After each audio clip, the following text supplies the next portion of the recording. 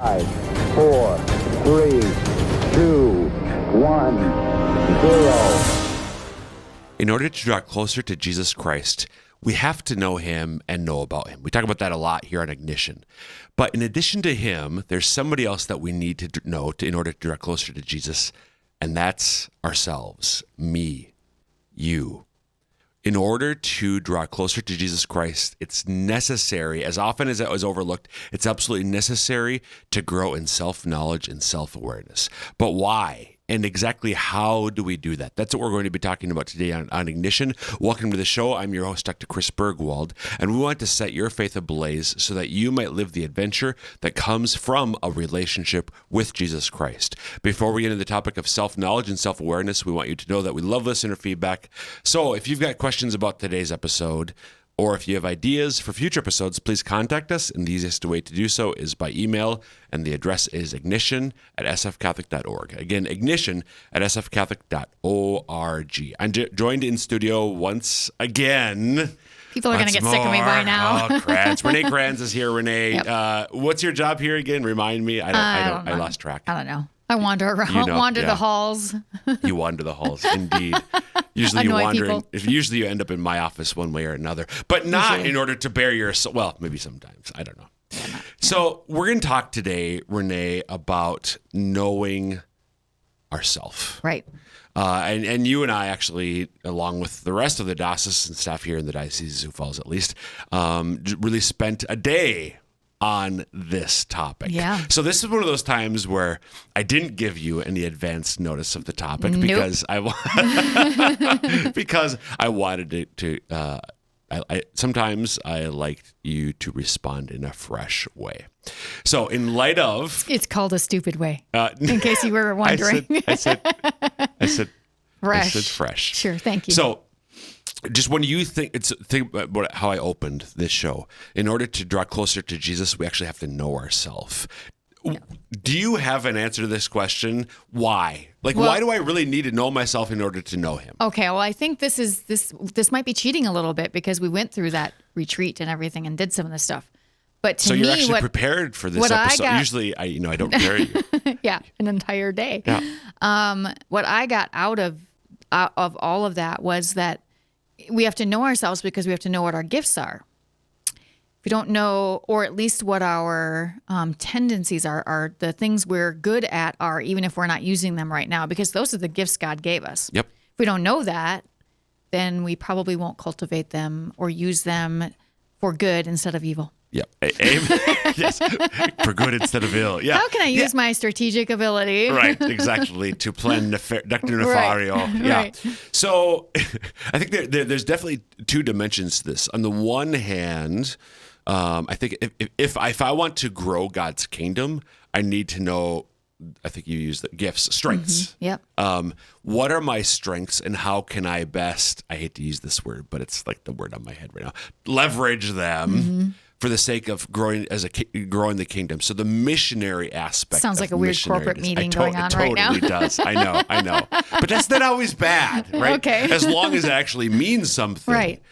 Instead of just throwing around these words. So leverage. So we want to like with a crow, I want to use the gifts that God has given me, the strengths that he has given me in order to grow his kingdom. More churchy language that way, charisms. Yeah. What are the graces that God has given me, the gifts that he's given me, which are specifically meant in a sense to be given away, or at least used for the benefit of others. Some of the gifts that he gives me are for my own holiness and sanctification. Other gifts are meant to be given away. Right. And I think those are supernatural gifts that we receive through the sacraments, but the graces that he pours out upon me, he pours out upon my nature, upon who and what I am as a human being. And even that was created by him. Mm-hmm. So he's given me not only the supernatural gifts and strengths, but also natural gifts and strengths. And he wants me to use those as well. So, Renae, when you think about me, I know this won't be hard, but what are some of the strengths that come to mind when you think about, Dr. Chris Bergwald? It's a good thing you didn't warn me about this beforehand. I would have refused.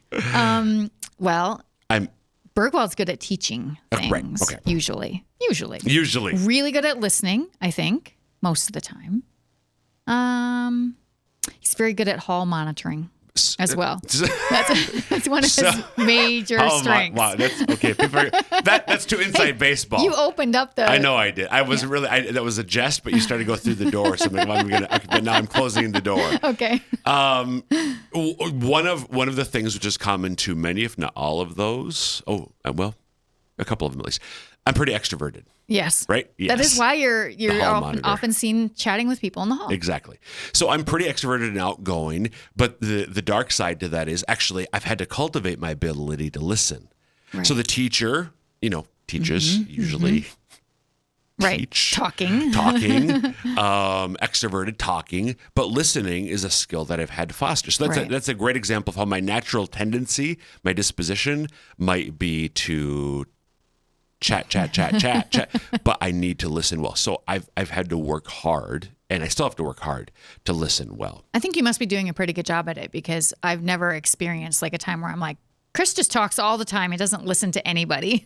Well, that wasn't always true about Chris Bergwald, Renae, I can assure you. But this is a great example of where we become aware of, and we're going to talk a lot more about this, but how I become aware of my gifts and I can use them for the kingdom, but not just the supernatural gifts, the natural tendencies as well. In that case, extrovertedness. Right. However, so that's the missionary, but missionary discipleship. In order to draw closer to Jesus, it's also important for me to know myself.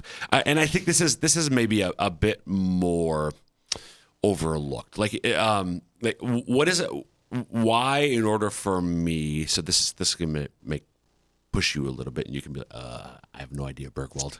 10-4. Why might it be important for me, not just for the sake of growing the kingdom, but even for me to draw closer to Jesus? Why would self-knowledge, do you think, any guesses, why that might be important? The only thing that comes to mind right away is maybe to help you be more aware of where you fall. And so that when you go to confession, you can confess those things. So maybe to be very aware of the things you struggle with. So I guess that didn't really help with the gifts, did it? Right. Well, no, but I didn't talk about just that's true. Just self-awareness in general. Yeah. So, and even in the ways that you do things well, I don't know about that part. So this is, I think, so thank you for being honest. Yeah. In like, me. Dummy. So no. Great co-host is the lower third in this case. So in relationship, not just with you. So in relationship with you, for me to know my extrovertedness, my tendencies that way is so important. But it's also, so my relationship with Jesus is very similar. This example we're talking about, my extrovertedness, that's a tendency that I have, but I have to cultivate the skill of listening. We already established that. We can see that that'd be helpful for the sake of missionary discipleship, but it's also important for the sake of discipleship, following Jesus as well. Why? Because and again, all of us, probably this is true, but especially me and others like me, when I go, for instance, to pray, I have to be really intentional about not just talking Jesus' ear off. Now, thanks be to God, he's not going to get bored pretty quickly like you might if I just blah, blah, blah, blah, blah, blah, blah. He might be like, Chris. Stop for a second. Exactly. I think you do that too, though, sometimes. Yeah. Anyway, but also, so in my prayer, for me to cultivate the skill of listening is an important thing. So it's not just in my relationship with other people for the sake of being a good missionary disciple. It's also in my relationship with Jesus for the sake of being a good disciple that I have to be attentive to myself and my own tendencies, my dispositions. Right. So disposition. So there's strengths, and another word that we talk a lot in this context is dispositions. And you and I have both been, in fact, at this retreat, both myself and Father Scott Trainer, we used a couple of different common examples. One is, Father Scott used this example, if you write a sentence write down a sentence, and then Father had us now write the same sentence with your other hand. Oh my gosh, was that? was terrible. My handwriting is bad enough with Right. my I bet. regular hand. To use the bad hand, quote unquote bad hand, it was atrocious. The example that I like to give is especially around dispositions, is crossing your arms and then trying to cross them the other way. Yeah, I couldn't do that. Like, I couldn't figure out how to even cross it the it's like, other way. No, okay. It's fun watching. It's like gymnastics. How Yes. do I do this? That's where just knowing my disposition can be really helpful. Again, for the sake of not only helping other people as a missionary disciple, but of me drawing closer to Jesus as a disciple. So what I want to do here is just, and this will be familiar to you because I use some of these examples on our day of retreat, looking at some people from church history, saints and others, on the importance of self-knowledge and self-awareness, and then looking specifically at some of the ways that we can grow using some tools that are out there already. Okay. But before we get into some of those details, so Renae, like, step back for a moment, listener's perspective. What the heck are we talking about here? And why does it matter, really? Yeah, I think it really does matter because it did. I mean, even in that retreat and just some of the things we've done here, it has helped me a lot to realize the things that are my strengths and the things that aren't. And to be able to say, okay, that's not really a strength of mine. So I should stop beating my head against a wall about it. And maybe one of those things has to do with prayer or something. So you're like, okay, maybe I need to find a different way around that thing I'm not good at to be able to accomplish the thing I need to accomplish. Exactly. That makes sense. Amen. Even with Jesus, with work, with whatever whatever family. it is. Yeah. Yeah, that's great. I mean, and the metaphor, and I don't think I shared this at the retreat, but a metaphor that I often use is, before the days of cell phones with their GPS, excuse me, when we look at, if we want to get somewhere, if we want to go somewhere, you have to know where the destination is. Right. But what else do you need to know? How long it takes to get there? Yes, what else? If I'm going to start off and I'm going to go Where you're leaving from. So let's just say, I don't know. Yes, where you're leaving from. So not only where do I want to go, but where am I right now? So if I want to draw closer to Jesus, I need to know where I'm at right now. Right. So that's where that self-awareness is sort of like, okay, what's my present location? I want to know the destination, but I also, in order to get to the destination, I need to know the present location so I can get there. So I think that's just another way to think about why that's important. Yeah. So if you're just tuning in and listening to Ignition, I'm your host, Dr. Chris Bergwald, talking today with Renae Kranz about the importance of knowing ourselves, knowing yourself, know thyself, in order to draw closer to Jesus Christ and help others to do the same. So a few figures, as I've thought about this topic over the years, Renae, one of them, St. Francis of Assisi. Okay. What, if anything, do you know about St. Francis of Assisi? He liked animals. Yes. His feast I have a statue of him in my backyard. Right. Yeah, his feast day is coming up here really quickly, October 4th, I think. So coming up very shortly. A great lover of animals. Somebody who was living in medieval Italy, sort of comfortable upper middle class lifestyle, had his life turned around by the Lord, embraced a life of radical poverty, completely trusting on the Lord for everything, started the Franciscans, whenever they got the name, and the Franciscans begged and continue, frankly. They're mendicants. They beg for everything that they have. They ask people to help provide for their needs so they can provide for other people's spiritual needs. Right. St. Francis, at a certain point, relatively early on in the years of his deep conversion to the Lord, in prayer one day asked the Lord, "Who are you, O Lord my God? And who am I?" Yeah. Who are you, O Lord my God? And who am I? So in order for him to grow in holiness, to grow in sanctity, to grow as a saint, he understandably wanted to know the Lord. Who are you, Lord? Reveal yourself to me. But then also, who am I? Lord, reveal myself to me. Help me to know myself. And this is where having a relationship with Jesus actually is really important for knowing myself. So knowing myself is important for me to grow in relationship with Jesus, But knowing Jesus is also important for me to grow in knowledge of myself. So another saint, to make this point, another saint, St. John Paul II, one of the things he quoted most often was from the Second Vatican Council, which said that it is in Jesus Christ that God fully reveals man, the human being, to man himself.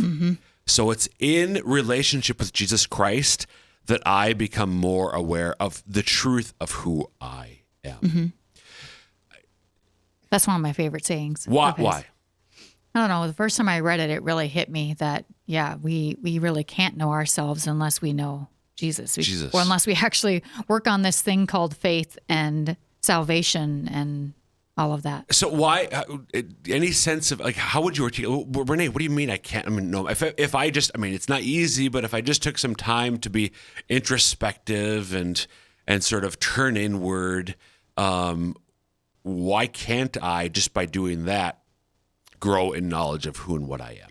Well, you can grow in some knowledge of who you are, but because we're children of God, he created us. If we don't know him, there's this big chunk of, like, this piece of you that you don't even know is part of you. Yeah. That make any sense? Right. Yeah. So a common metaphor to make exactly this point, it's like you're going to explore a massive cave system, caverns, right? Where there's all sorts of, so you can go in there with your flashlight and you can look around, but there might be some little side tunnel that you missed that opens up this massive space. Where all the diamonds are. Exactly. And yeah, maybe you found some of the trinkets, right, but you missed out on the diamonds. You were able to learn something. We're able to learn something of ourselves. But yeah, why not talk to the person who's got the spotlight well, we're going to mix metaphors here, because he created me. He knows the intricacies of this particular cavern, of this cave system, and he can help you. Hey, yeah, there's good stuff over here, but there's even more stuff you've got to look for over here. I think you can't really know yourself unless you can see yourself through God's eyes. Right. We can see ourselves to some degree, right, but not with the depth and accuracy. Right. The other way to look at that, so going into a cave system, spelunking. Let's go spelunking. Going and spelunking can actually also be very dangerous. Yeah. You should never go spelunking without an expert. You should also, unless it's a really simple cave, you should also never go journey interiorly without him either, because many people, spiritual writers and counseling people, psychological writers will talk about it's dangerous to go in there by yourself. Don't go in there by yourself. Why? Because, so it's sort of like looking at ourselves in the mirror. What do we look at, Renae Kranz? What do we look at when we look at ourselves in the mirror? Well, usually I look at the things and be like, oh, I hate that. Exactly. No, I hate that. Just human nature. That blemish there. Oh, those extra pounds there. Oh, the hair, whatever. Well, I don't do that. But we tend to notice our flaws. And that's not to say we should be aware of our weaknesses, but it's very easy for us to fixate on them. And when we look at ourselves with God's vision, look at ourselves the way that God looks at us, we're able to see, the weaknesses, but we see them bathed, first of all, in his love and mercy. And secondly, we also see the strengths. God doesn't want us, so he created us. He doesn't want us to look at ourselves and just see the bad. He wants us to see the truth and goodness and beauty, as well as maybe the mistakes we've made and the weaknesses, the blemishes, if you will, the ugly parts of ourselves. Yeah, acknowledge those so we can be attentive. But even more, like he delights in us. He delights in us, so we should delight in ourselves as well, which does not mean ignoring the bad or the ugly, but it means seeing the bad and the ugly in light of the good and the beautiful as well. Right. I'm thinking right there of, in our diocese, Bishop DeGroote, in the series that he's done and still ongoing on truth, goodness, and beauty. And I think that's really, when it comes to self-awareness, it's really important to be attentive to our what's true and good and beautiful about who we are as God has made us to be. Right. That's right. As God has made us to be. That's like that's a Degrudianism right there. It is.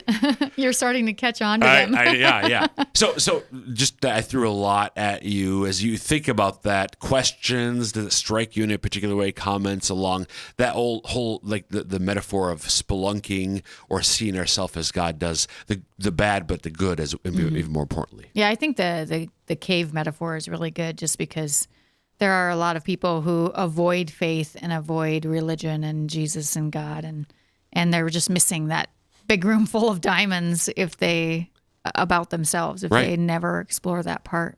So, right. Yeah.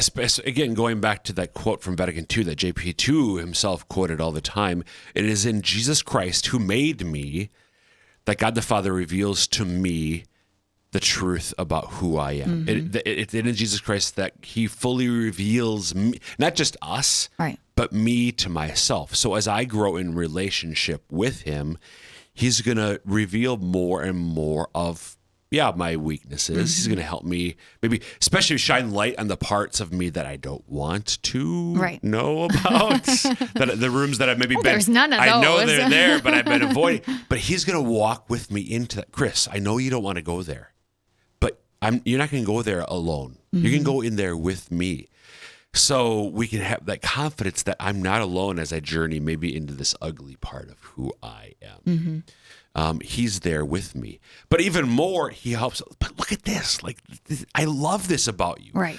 I've created you with this disposition, with this gift, and I love what you've done with that. Again, and I want to know how this, because I used this the other day as well. He delights in us. I don't know. I don't think many of us really think about that. That's hard to. I don't want to say that's hard to swallow, but it's just hard to imagine. And can you say more about that on behalf of yourself or the listener? Well, because we do fixate on all the bad. It's just, it's hard to imagine that anyone, much less God, would like us that much. Exactly. That sounds so terrible. But I'm gonna get letters. Are you okay, honey? No.